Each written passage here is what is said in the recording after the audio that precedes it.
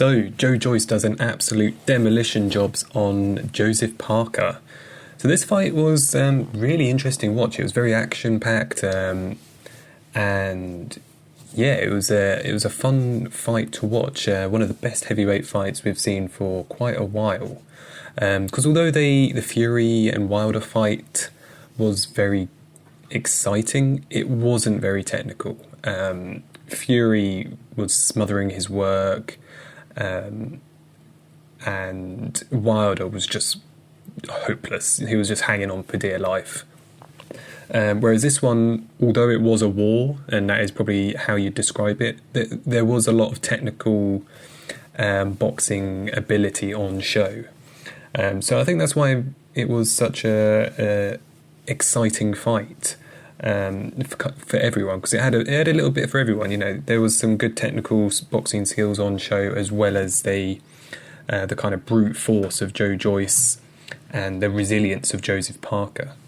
So just to kind of overview the fight, obviously the first couple of rounds were fairly close. I think the first 4 rounds, it would have been fair to give a share of them to each fighter. You may have given Parker 3 or Joyce 3, but I think 2 apiece was probably fair.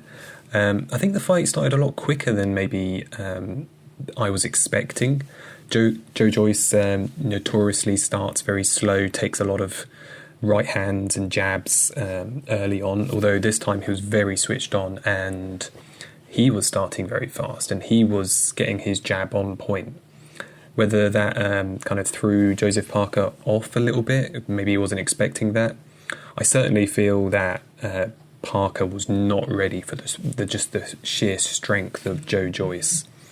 I don't think his sparring was up to point, although, you know, who can you get in for sparring to really replicate a Joyce? You know, there's plenty of come forward kind of big strong fighters, but how many of them are 6'6" and can take a punch and have the gas tank of Joyce? Not many. So yeah, I think the first couple of rounds were relatively close, although I won't lie, it was the second round, and I'm pretty sure it was the second, maybe it was the third, but I could see that Joyce already had his jab on point and had already landed some good right hands. And although Parker was in the fight, obviously, and he was, you know, getting a bit of work across as well, I had already seen enough where I said out loud, I said, Parker's going to get knocked out. I'd already seen enough. He'd already hurt Joseph Parker. Parker was blowing in the second round. And yeah, I said straight away, you know, this is going to be a knockout job. And obviously so it ended up being. Initially, before the fight, I was thinking, you know, probably a points decision, maybe a late stoppage, but I was probably, if push came to shove, you know, my last £1, I would have probably put it on a points. Although, yeah, 2 or 3 rounds in, I was like, Parker's getting knocked out. Because he had already been hurt, he was blowing, and he just was having no effect on Joyce. Obviously, it's normally a bit too early to really say that, and, you know, anything could have happened. But yeah, it just kind of snowballed. Joyce picked up the pace.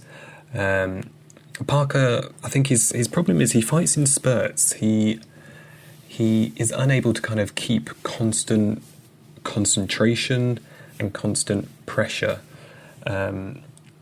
His footwork as well in this fight was awful. Whether that was just because he'd been hurt,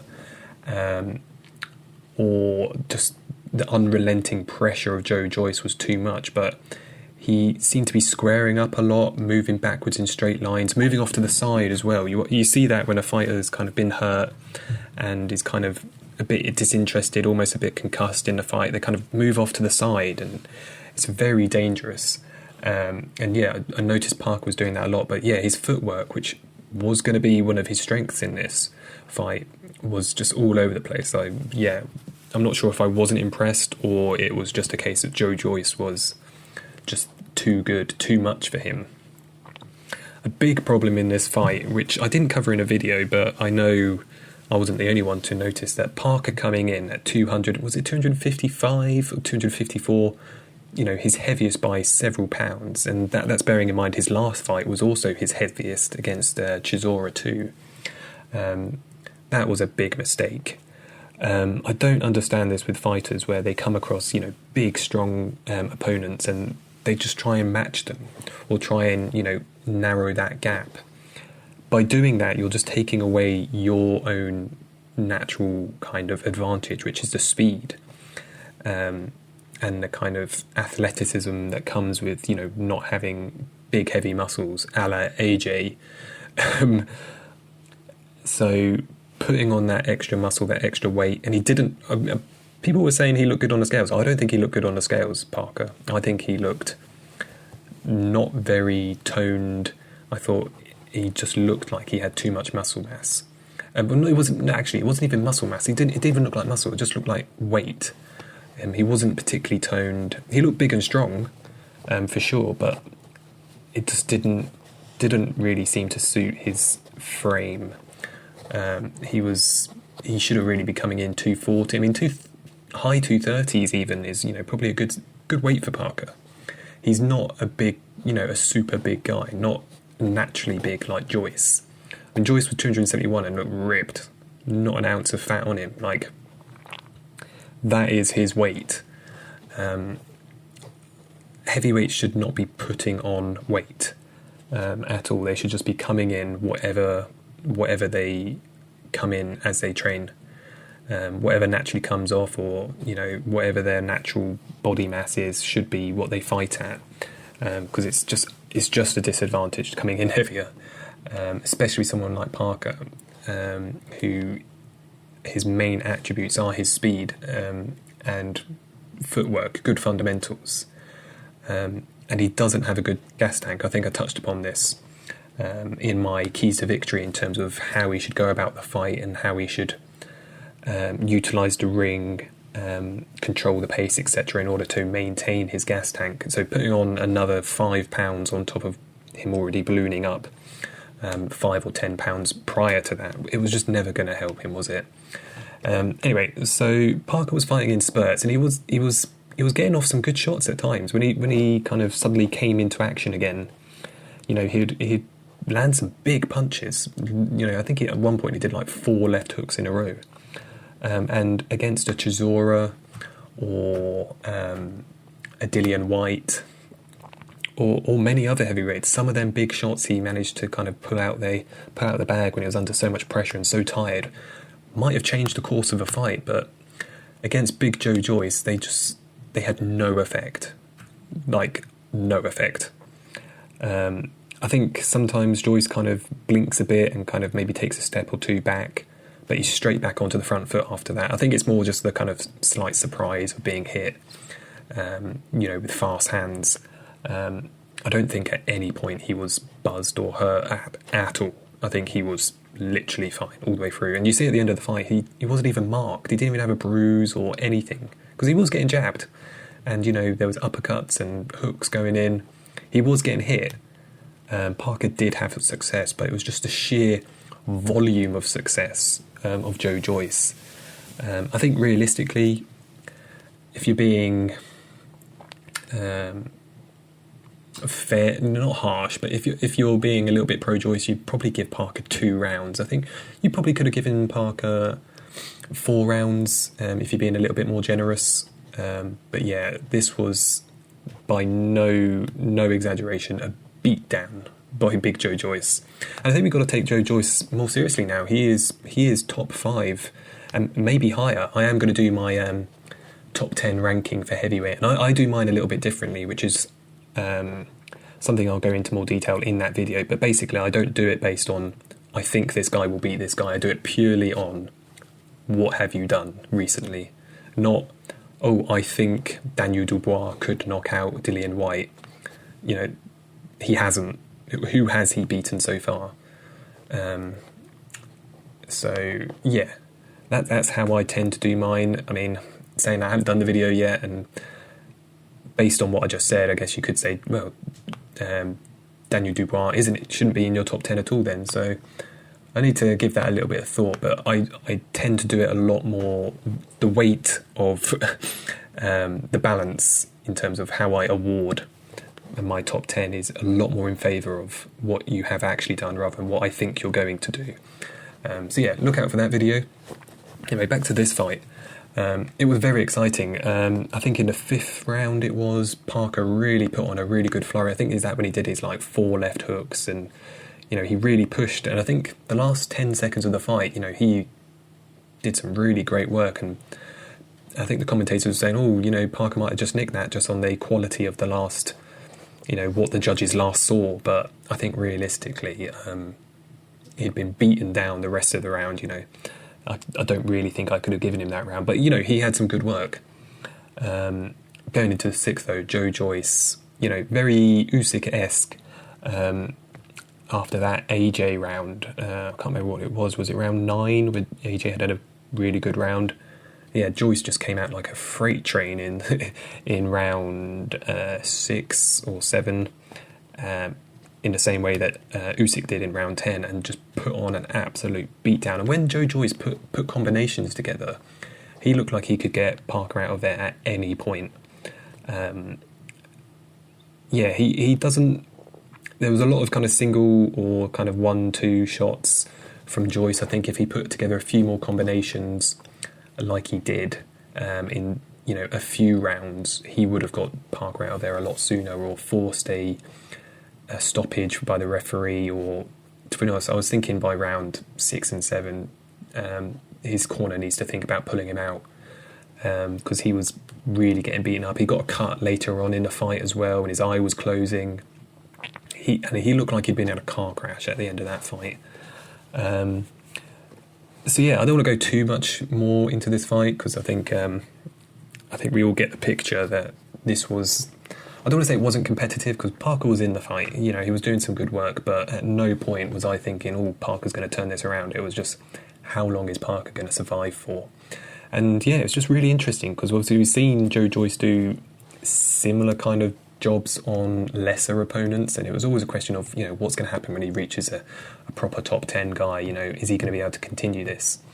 And he was, and he performed well above any of them lesser opponents who equally got a complete beat down as well. But you could tell Joyce was much more on it, a lot more cognizant of his defence. His footwork was brilliant, and the speed of footwork, something I think I said in my previous videos that Joyce, he doesn't have slow feet, but they're not particularly fast either. His feet were fast. He had good footwork in this fight, cutting off the ring, getting Parker into the corners really well, which was one of my keys to victory. He needs to get him against the ropes, into the corners. He did that fantastically. What else? Good jab as always. It's funny how we only really started noticing that after the Dubois fight, but absolutely brilliant jab. Strong jab, like a right hand it is. I can't say enough good things about Joyce. And we need to stop talking about Joyce as if he's just, a walking brick wall and, that is his attribute. He's a brilliant boxer. He's very unorthodox. And not necessarily always good on the eye. He throws a lot of these kind of really wide, slow hooks that are a little bit kind of unorthodox, but he's effective and he gets the job done, and he has again. It kind of shows how well Bryant Jennings did against against Joyce. Sorry, he managed to take him to 12 rounds, and obviously, I think I'd probably need to rewatch that fight. Apparently, it was somewhat controversial. Whether he should have kind of got a few more rounds, or even forced a draw or a win. I don't know, maybe a win. I'd need to revisit that fight, but it does show that Bryant Jennings, good little boxer he is, and he's just a bit undersized really for the heavyweights. So